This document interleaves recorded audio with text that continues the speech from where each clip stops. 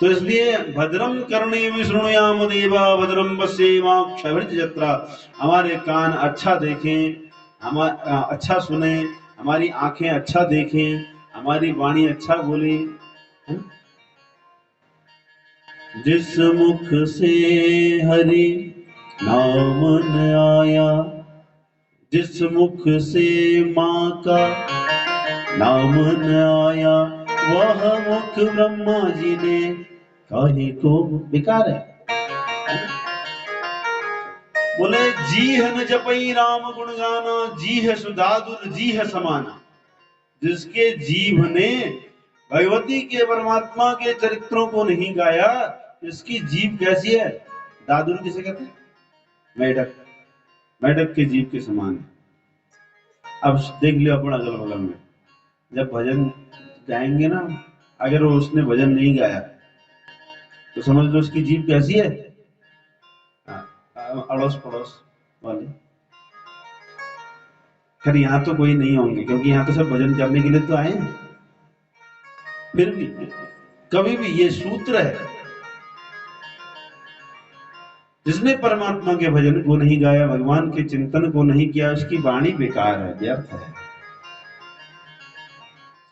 और यमराज भी कहते हैं जिह्वा ने भक्ति भगवत गुण नाम अधेयम, जिसकी जिह्वा ने भगवान के भगवती के नामों का स्मरण नहीं किया, ऐसे ही लोगों को नरक में लेकर के आना, अपने यमदूतों से कह रहे हैं।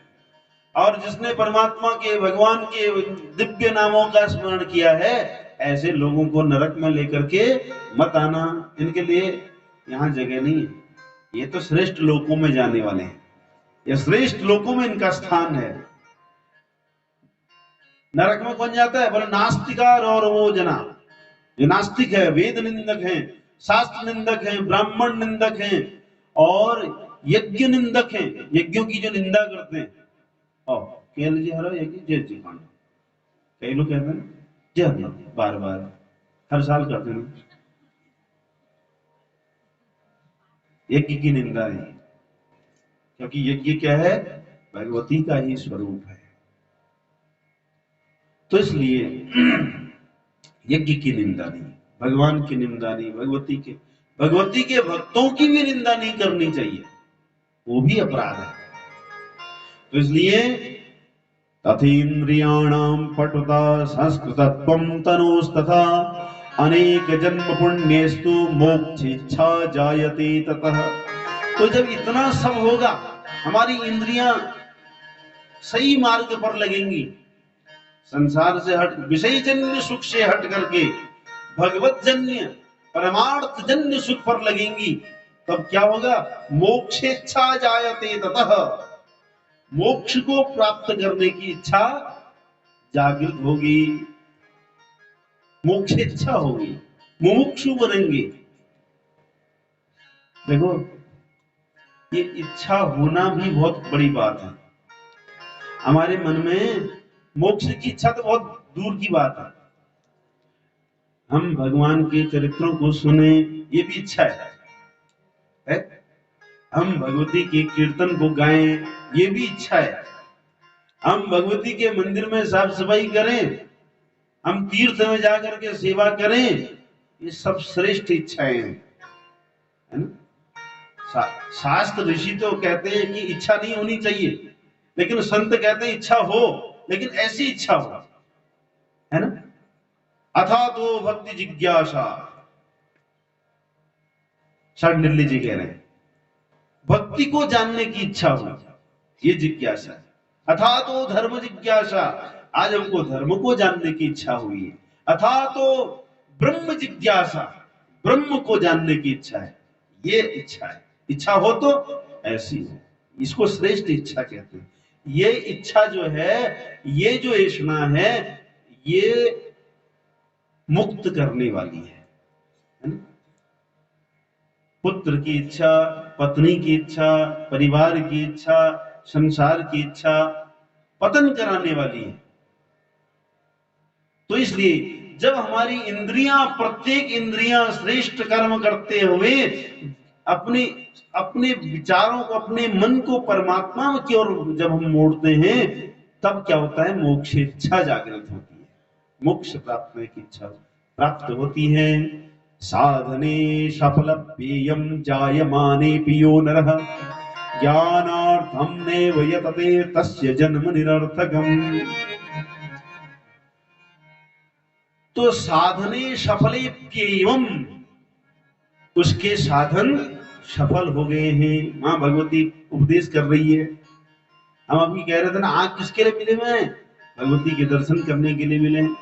तो ऐसी इच्छा जब जागृत हो रही है कि चलो कथा सुने, चलो भजन करें, चलो सेवा करें, हाथों का काम क्या है? लड़ाई करना, थप्पड़ मार देना है? नहीं, हाथों का काम है दीनों की सेवा करना, जरूरतमंदों की सेवा करना, माता पिता की सेवा करना, चरण दबा देना, सास ससुर की सेवा करना, ये हाथों का काम है। पांव का काम क्या है? श्रेष्ठ मार्ग पर चलना है ना, ये पांव का काम है। तो इसलिए ऐसी जब इच्छा हमारे मन में हो जाए तो साधने सफल पेयम, तब मानना चाहिए कि हमारा जो ये साधन है, साधन क्या? मनुष्य शरीर, ये साधन ही तो है। ये जो मनुष्य शरीर जो हमको साधन माने, हमने एक दिन चर्चा किया था कि अगर आपको याद हो, जैसे आप तक मेरी आवाज पहुंचने के लिए माइक क्या हो रहा है? साधन। और आप तक आपकी हमेशा स्मृति में ये कथा बनी रहे, इसलिए ये मोबाइल भी क्या हो रहा है? साधन हो रहा है, क्योंकि हम इसको यूट्यूब में डाल देंगे, है ना, इसको आप हमेशा देख सकते हो। तो ये मोबाइल क्या है? अभी भगवती की कथा को सुनने के लिए क्या बन जाएगा? साधन बन जाएगा, है? ऐसे ही खाना बनाने के लिए अन्न क्या है? साधन है। कुकर, अग्नि, मसाले, ये सब भोजन सिद्ध करने के क्या हैं? साधन है। इसी प्रकार भगवान को प्राप्त करने के लिए ये मनुष्य शरीर क्या है? साधन धाम मोक्ष कर द्वारा, पायन जेहि परलोक सवारा। ये साधन धाम मोक्ष कर, मोक्ष रूपी द्वार को प्राप्त करने के लिए, मोक्ष को प्राप्त करने के लिए मनुष्य शरीर क्या है? साधन है। ये मनुष्य शरीर क्यों मिला है? परमात्मा को प्राप्त करने के लिए। तो ये क्या है? मनुष्य शरीर क्या हो गया? साधन हो गया। तो ये साधन है। तो साधन की सफलता कब है भाई? अन्न की सफलता, हमारे घर में बर्तनों की सफलता, आग की सफलता तभी तो है जब भोजन बन जाए। तो इसी प्रकार ये, अब देखो, साधन है, स्वस्थ है, लेकिन उसका सदुपयोग नहीं हो रहा, तो साधन की क्या है? असफलता है, साधन की असफलता है।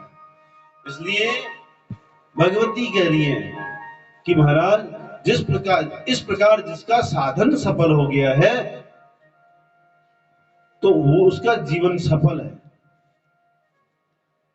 अन्यथा तस्य जन्म निरर्थकम। जिसने अपने इन साधनों को सफल नहीं किया उसका जन्म क्या है? निरर्थक है, अर्थ रहित है।